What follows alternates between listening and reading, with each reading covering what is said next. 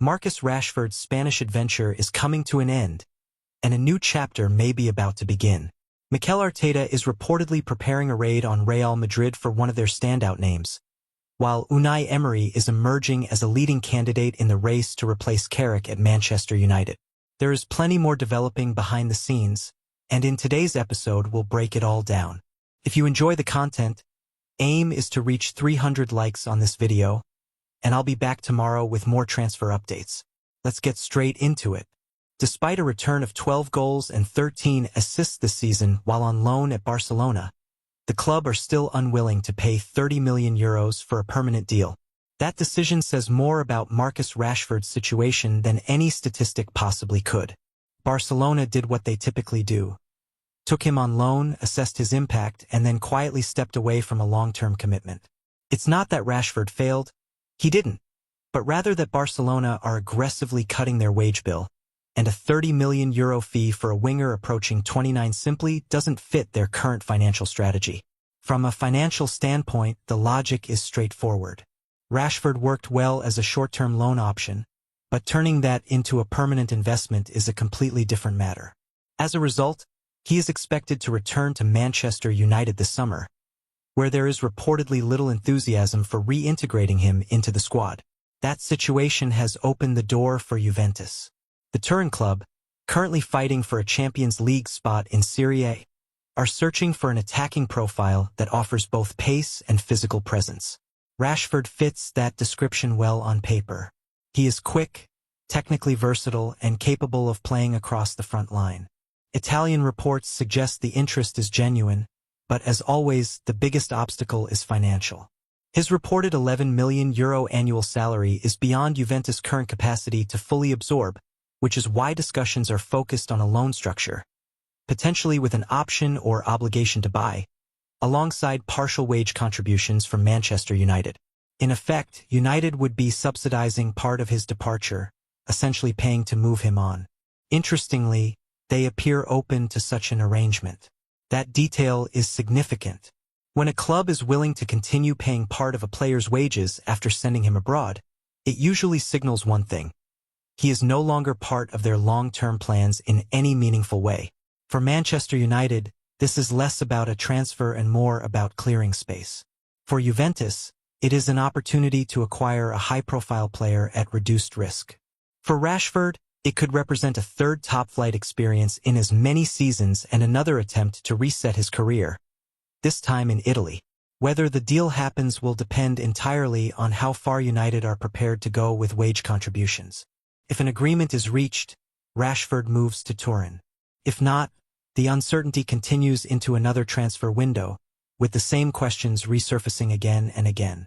Meanwhile, Real Madrid have set an asking price of around £52 million for Eduardo Camavinga, according to reports from Caught Offside. Arsenal and Manchester United are among the clubs already monitoring the situation closely, while others are still assessing their options. At Madrid, Camavinga remains highly valued, but more as a utility player than a guaranteed starter. The concern in Spain is that talented, versatile players who do not receive consistent minutes can stagnate. At 23, spending too much time on the bench, even at Real Madrid, can slow development and impact long-term value. His contract runs until 2029, giving Madrid full control over negotiations, but there is little incentive to delay a decision if his role remains limited. Arsenal and Manchester United are both said to be taking a serious approach to the situation. Both clubs have struggled to find the right midfield balance in recent seasons, Arsenal lacking resistance under pressure despite their control, and United dealing with the opposite problem: plenty of physicality, but not always the calmest presence on the ball. Eduardo Camavinga brings both traits together in a single profile. He can receive under pressure in tight spaces without panic, turn away in one touch, and still has the stamina to cover the entire pitch from box to box. That blend of control and athleticism is exactly why so many top clubs are paying attention. Chelsea and Tottenham are currently showing measured interest, monitoring his situation without making any concrete move just yet.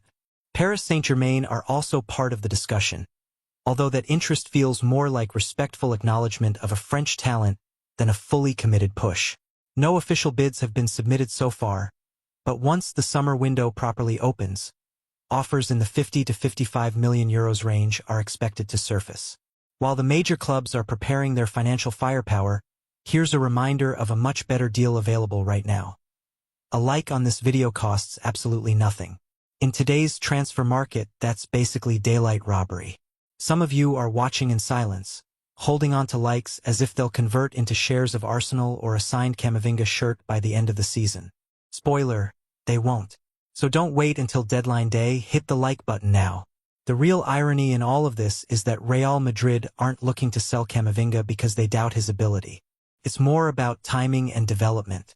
The club recognized that he may benefit from a change of environment, and right now, England looks like the most natural destination.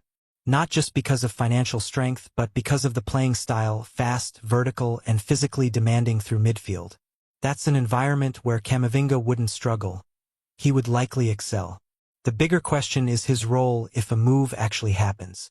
Does he arrive as a guaranteed starter, or does he begin as a high-value rotation option? Clubs like Arsenal have been extremely precise in recent transfer windows, with signings either becoming immediate starters or evolving into important squad depth. Camavinga, however, doesn't feel like the type of player who would comfortably accept a secondary role for long. If a move like this does materialize, especially to Arsenal, it could do more than just improve the squad. It might subtly reshape the team's identity. Not because of star power, but because of what he offers. A midfielder capable of breaking opposition lines while also recovering defensively in the same phase of play. Of course, there's also the possibility that it becomes another one of those links that fades away and is later remembered as "remember when they were in for him?" Meanwhile, Paris Saint-Germain have also been active in their own way, holding discussions with representatives of Gabriel Martinelli.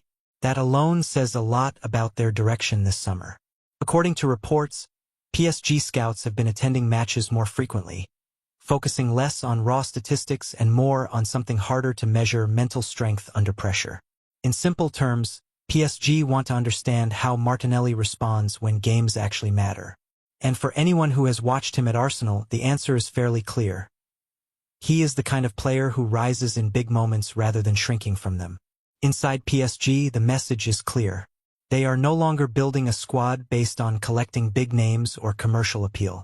In the post-Mbappé era, the focus has shifted toward defined roles, tactical discipline, and players who actively fit a system rather than just occupy space in it. Martinelli fits that profile perfectly with his intensity, movement off the ball, and consistent attacking threat.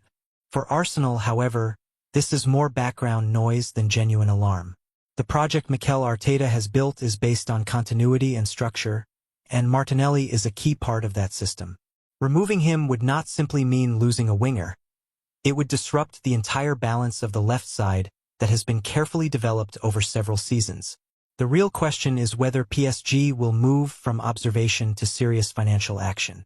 Their summer strategy is still taking shape, with internal negotiations and potential departures likely to define how aggressive they can be in the market.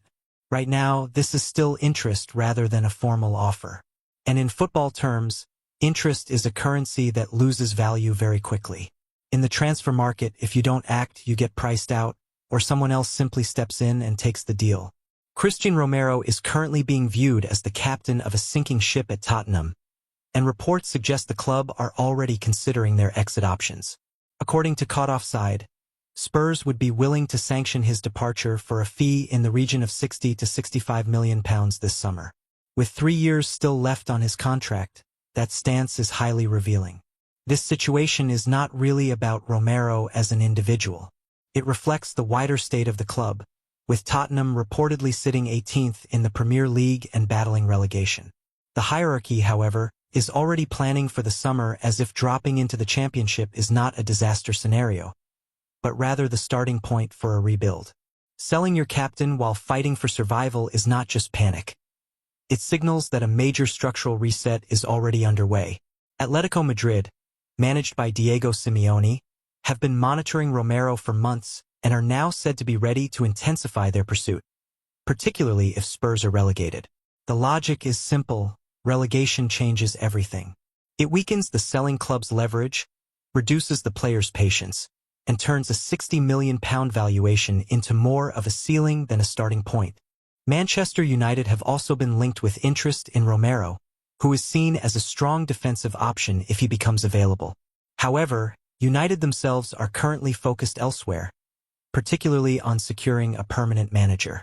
At the same time, players like Matthijs de Ligt remain under uncertain evaluation, while discussions around Everton's Jared Branthwaite are also ongoing. Their approach at the moment looks less like decisive recruitment and more like carefully reviewing options without knowing exactly which direction they will take. What stands out most is this: Tottenham are openly prepared to consider selling their captain while still fighting for survival. This isn't speculation from outside noise. It is the club's own position. Whatever happens between now and the end of the season, North London is heading toward a very turbulent summer. Meanwhile, Unai Emery's work at Aston Villa has been nothing short of transformative. Since arriving in 2022, Villa have finished in the top 7 in every full season under his management. Consistently, not occasionally. Now they are pushing for a top 5 finish and another Champions League qualification, a reality that would have seemed unthinkable just a few years ago when survival was the main objective. That success has not gone unnoticed. According to reports, intermediaries are actively promoting Emery to several elite clubs, with Manchester United among those who have been contacted. At the same time, names like Julian Nagelsmann are also being discussed, showing that United are keeping their options wide open. Real Madrid are also reportedly monitoring Emery, as the club continue to operate with Alvaro Arbeloa in a temporary capacity while assessing long-term managerial solutions. At United, the situation becomes even more complex. Michael Carrick is currently in an interim role, and there are reports highlighting that no manager has accumulated more Premier League points since his appointment. That statistic strengthens the argument for continuity and stability within the club. However, Emery represents something very different. He is known for building structure where there is chaos, introducing discipline without removing attacking identity, and creating teams that function with clear tactical coherence. That is exactly what Manchester United have lacked for years. Still, there is a natural debate. United's identity has historically been built on attacking, front-foot football, while Emery's philosophy is more controlled, structured, and system-driven. The question the club may eventually have to answer is not just about who the better manager is, but what kind of identity they actually want moving forward: recognizable tradition or consistent results. Given what has unfolded over the past few years, Manchester United's identity has arguably already been eroded to such an extent that the debate about what they should become may have effectively resolved itself. The structure, the style, and the consistency that once defined the club no longer feel as clear-cut as they used to, leaving more questions than answers about the direction forward. On a lighter note, while football intermediaries are busy pushing managerial candidates across Europe, YouTube's algorithm is doing its own version of recruitment, trying to push these videos into your feed. And judging by the fact you're still here, it might actually be more effective than Villa's defending on an off day. Since you've made it this far, it might be worth officially sticking around, subscribing and turning on notifications so you don't miss what comes next. That's the only guaranteed way we cross paths again, and unlike football contracts, it won't cost you anything like £20 million. Back at Aston Villa, the situation is being presented with calm assurance. A contract running through to 2029, public backing from the board, and another confirmed season of European football, all project stability. On paper, it looks secure and well managed. But in football, that sense of certainty can shift quickly the moment a serious offer arrives, especially one that tests how strong that conviction really is. Unai Emery currently finds himself in a position where his value is widely recognized across European football. His impact at Villa is obvious. His reputation is growing, and interest from elite clubs reflects that reality. Yet the irony is that the one party who benefits most from his success is also the one who may eventually face the hardest decision, whether to keep him and continue building, or allow him to leave if a bigger opportunity emerges elsewhere.